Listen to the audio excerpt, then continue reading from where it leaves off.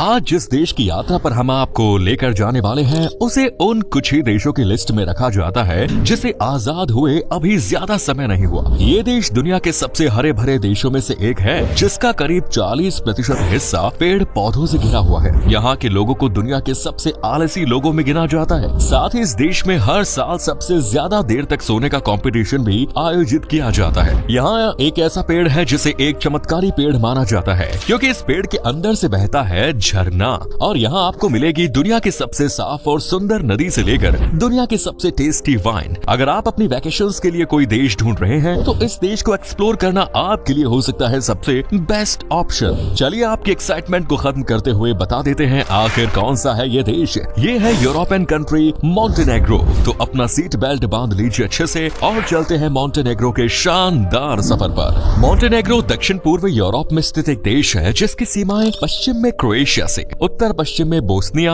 और हर्जेगोविना से, पूर्वोत्तर में सर्बिया, पूर्व में कोसोवा से और दक्षिण पूर्व में अल्बानिया से लगती है। देश का कुल क्षेत्रफल 13,812 वर्ग किलोमीटर जबकि यहाँ रहने वाले लोगों की कुल पॉपुलेशन है 6.20 लाख के करीब। आबादी के लिहाज से मोंटेनेग्रो दुनिया का 168वां सबसे बड़ा देश है। मोंटेनेग्रो एक ऐसा देश है जिसे पृथ्वी का सबसे सुंदर कोना माना जाता है। कहते हैं यहाँ घूमने के बाद आपको ऐसा एक्सपीरियंस होगा जिसे आप अपनी लाइफ में कभी नहीं भूला पाएंगे।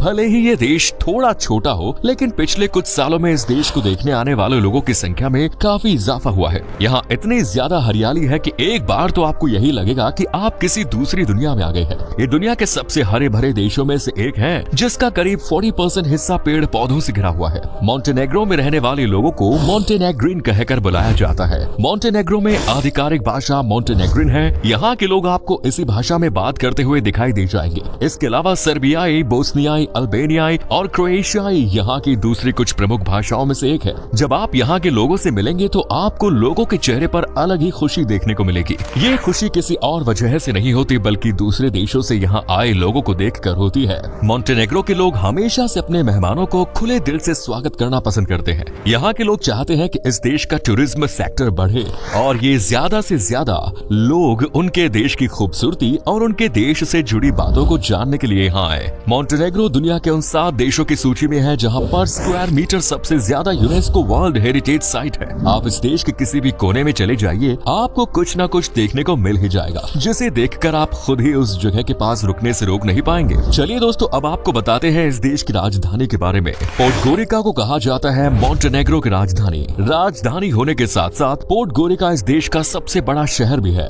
जिसके अंदर इस देश की 1/4 आबादी रहती है। इसके साथ ही ये शहर 108 स्क्वायर किलोमीटर एरिया में फैला हुआ है। इस शहर को पूरे यूरोप का सबसे गर्म शहर माना जाता है क्योंकि यहाँ से 240 दिनों तक धूप जाने का नाम ही नहीं लेती। कुछ दिन तक तो यहाँ ऐसी धूप रहती है कि आप मोंटेनेग्रो की सड़कों पर चलने से पहले भी 10 बार सोचेंगे। लेकिन इस शहर में देखने के लिए इतना कुछ है कि आपका ध्यान यहाँ के मौसम पर जाएगा ही नहीं। यहाँ जाने के बाद रिब्निका ब्रिज को जरूर देखें। 5वीं शताब्दी में रोमन द्वारा इसे बनाया गया था और फिर तुर्क शासन के दौरान इसे फिर से पहले से बेहतर बना दिया गया। रात के समय में पोडगोरिका जाकर घूमना सबसे बेस्ट ऑप्शन माना जाता है क्योंकि इस शहर की नाइट लाइफ सबसे अच्छी मानी जाती है। अगर आप अपनी छुट्टियां विदेश में जाकर बिताना चाहते हैं तो पोडगोरिका जाकर बिताएं। पोडगोरिका में आपको देखने के लिए यहाँ का आर्किटेक्चर, चौड़ी और शानदार सड़कें, कैफे कल्चर और प्राचीन इमारतें मिलेंगी। घूमने के लिए आप टैक्सी ले सकते हैं। दोस्तों मोंटेनेग्रो देश से जुड़े कुछ और रोचक फैक्ट्स की बात करें तो यहाँ आपको काफी कुछ ऐसा देखने को मिलेगा जो आपको हैरान कर देगा। जैसे कि यहाँ का एक पेड़, आप सोच रहे होंगे कि किसी देश का पेड़ हैरान करने वाला कैसे हो सकता है, लेकिन जब बात मोंटेनेग्रो के इस पेड़ की होती है तो बाकी सब पेड़ पीछे रह जाते हैं। इसे एक चमत्कारी पेड़ कहा जाता है क्योंकि इस पेड़ के अंदर से बहता है झरना। जी हाँ, सही सुना आपने। पहाड़ों पर से तो आप लोगों ने झरनों को बहते काफी बार देख लिया होगा लेकिन किसी पेड़ के अंदर से बहता झरना आपने शायद ही कहीं देखा होगा। देश की राजधानी पोडगोर्सिया से 5 किलोमीटर दूर डायनोसा नाम की जगह पर एक शहतूत का पेड़ है। हर साल सर्दियां खत्म होते ही इस पेड़ से पानी झरने की तरह गिरने लगता है। इस पेड़ के आसपास कई और पेड़ भी हैं, लेकिन पानी सिर्फ इसी 150 साल पुराने पेड़ में से निकलता है। अगर इस देश की कोई सबसे बड़ी पहचान है तो वो है तारा नदी, जिसे सिर्फ मोंटेनेग्रो का ही नहीं बल्कि पूरे यूरोप का गहना कहा जाता है। तारा को लोग सिर्फ एक नदी नहीं बल्कि अपनी शान मानते हैं और इस नदी को दुनिया की सबसे सुंदर नदियों में गिना जाता है। तारा मोंटेनेग्रो और बोस्निया हर्जेगोविना के बाल्कन बाल्कन देशों से होकर बहती है। ये ग्रैंड कैनियन के बाद दूसरी सबसे लंबी और गहरी घाटी का निर्माण करती है, जिसकी लंबाई 78 किलोमीटर है। इसे यूनेस्को ने वर्ल्ड हेरिटेज साइट घोषित कर रखा है।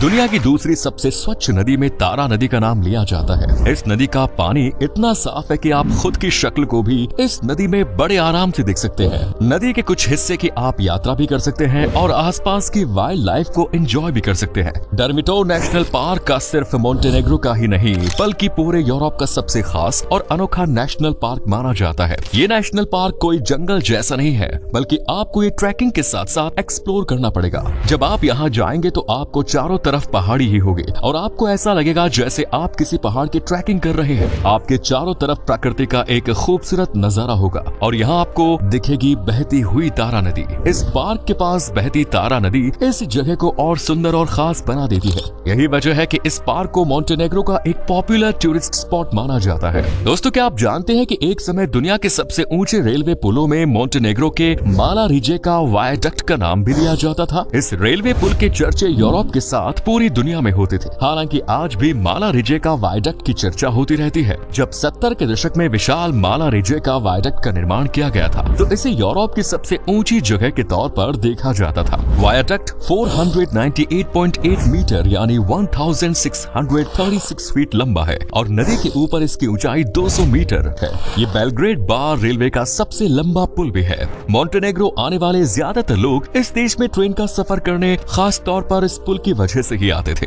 दोस्तों, कोई भी बाल्कन कंट्री को देख लीजिए, सबका अपना अलग स्टीरियोटाइप है। वही अगर बात करें इस देश की तो इस मामले में बाल्कन कंट्री में सबसे पॉपुलर यही देश है। सर्बिया, बोस्निया, क्रोएशिया और बाकी किसी से भी पूछ लीजिए, सभी इस देश को आलसी ही बताएंगे। लेकिन यहाँ के लोग इसे कोई बुरी आदत नहीं मानते। इस देश के लोग पहले आराम करना चुनते हैं और बाद की तारीख में जो कुछ भी करने की आवश्यकता होती है उससे निपटते हैं। यहाँ के लोगों के बीच आलस इतना ज्यादा ट्रेंड में रहता है कि मोंटेनेग्रो में हर साल लेजीनेस पर एक कंपटीशन आयोजित किया जाता है। जी हाँ, मोंटेनेग्रो से जुड़ा एक बेहद ही दिलचस्प फैक्ट ये भी है कि यहाँ 2012 से हर साल ब्रेजना गांव में देश के सबसे आलसी व्यक्ति को खोजने के लिए एक प्रतियोगिता आयोजित की जाती है। नियम यह है कि आपको बस लेटना है और उठने वाला अंतिम व्यक्ति विजेता है।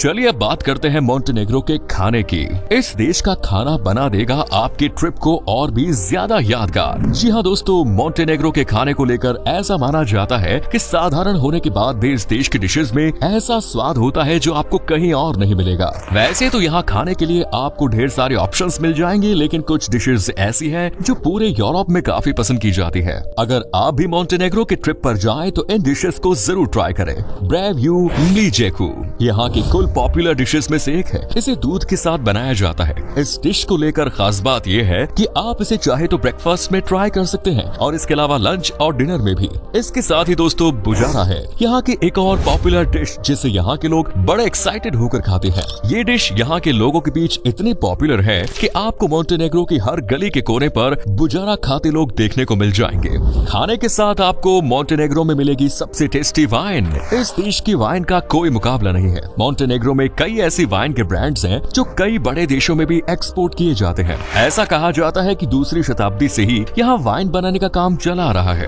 पहले यहाँ रोमन वाइन बनाते थे और अब यहाँ के लोग आपको यहाँ 120 से ज्यादा वाइन यार्ड्स मिल जाएंगे जो 4300 हेक्टेयर्स में फैले हुए हैं। इन सभी वाइन यार्ड्स में 24 घंटे वाइन बनाने का काम चलता रहता है। वैसे तो इस देश की व्हाइट वाइन कम ही लोगों को पसंद आती है, लेकिन अगर आप मोंटेनेग्रीन व्हाइट वाइन ट्राई करना चाहते हैं तो ट्राई करें। इस बात की गारंटी खुद यहाँ के लोग लेंगे। कुछ जगहों पर तो आपको यहाँ इतने प्यार से वाइन सर्व की जाएगी कि आप दुनिया के कई बड़े रेस्टोरेंट को भूल जाएंगे। लेकिन अगर मोंटेनेग्रो के लोगों की बात करें तो यहाँ के लोग रोज वाइन ज्यादा पीना पसंद करते हैं और इसे अपने ट्रेडिशन का हिस्सा मानते हैं। मोंटेनेग्रो में आपको कई ऊंची बिल्डिंग्स देखने को मिल जाएंगे जो इस देश की शान मानी जाती है। लेकिन अगर आपसे कहा जाए कि यह एक ऐसा पेड़ है जिसकी चर्चा यहाँ के म्यूजियम और बड़ी बड़ी बिल्डिंग से भी ज्यादा होती है तो आपको कैसा लगेगा? लेकिन ये सच है, मोंटेनेग्रो के पास स्टार हमारा मसलीना नाम का एक बहुत ही खास पेड़ भी है। आप सोच रहे होंगे कि इस एक पेड़ के बारे में क्या खास है। दरअसल ये पेड़ 2000 साल पुराना है। कुछ लोग ये भी अनुमान लगाते हैं कि ये पूरी दुनिया में सबसे पुराना जैतून का पेड़ हो सकता है। चलिए दोस्तों, अब आपको बताते हैं कि क्या है मोंटेनेग्रो का वीजा प्रोसेस। आपको इस देश में घूमने के लिए कितने पैसे खर्च करने होंगे। दोस्तों, अगर आपके पास सारे डॉक्यूमेंट्स हैं तो आपको इस देश का वीजा लेने में कोई भी परेशानी नहीं होने वाली। बस वीजा के लिए अप्लाई कर दीजिए और आपको 3 से 4 हफ्तों के अंदर मोंटेनेग्रो का वीजा मिल जाएगा। अगर आप मोंटेनेग्रो की यात्रा पर जा रहे हैं तो आपका 7 दिनों का खर्चा होगा 75 से 85 हजार के बीच। इस देश की करेंसी है यूरो। तो दोस्तों, ये था खूबसूरत देश मोंटेनेग्रो। उम्मीद करता हूँ कि आपको हमारा ये एपिसोड पसंद आया होगा। अगर आपने कभी इस देश को विजिट किया है तो अपना एक्सपीरियंस हमारे साथ शेयर कीजिए। फिलहाल वीडियो में दीजिए इजाजत। वीडियो पसंद आया तो लाइक कीजिए, कमेंट्स कीजिए, सब्सक्राइब कीजिए चैनल को। धन्यवाद।